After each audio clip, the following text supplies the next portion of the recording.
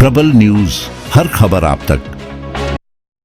સમાચારમાં વાત કરીએ પાટણની તો પાટણ યુનિવર્સિટીમાં દારૂની મહેફિલના મુદ્દે એમએલએ અને એનએસયુઆઈનો વિરોધ.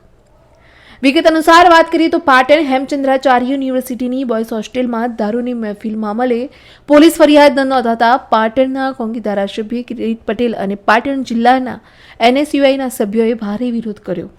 આ આંદોલન દરમિયાન એમએલએ અને એનએસયુઆઈ કાર્યકર્તાઓ યુનિવર્સિટી ખાતે ભૂખ હડતાલ પર ઉતર્યા હતા.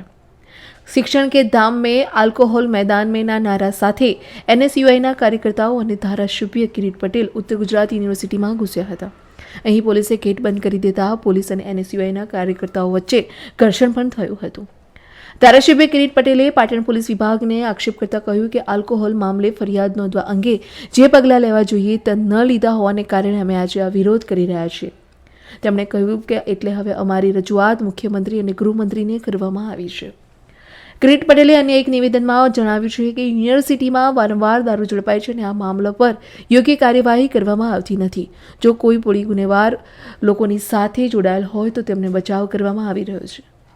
ખોટા વ્યવહાર અને કૌભાંડના કેસો ઉઠાવતા તેમણે યુનિવર્સિટીના કુલપતિને આલોકિત થતાં કહ્યું કે તમે મુખ્યમંત્રી અને ગૃહમંત્રીને પત્ર લખ્યા છે પરંતુ આ આપત્તિ પર કોઈ પગલાં નથી લેવામાં.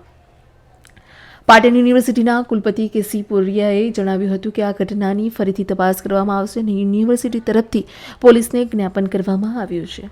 રિપોર્ટર સુનિલ ઠાકોર, સિદ્ધપુર.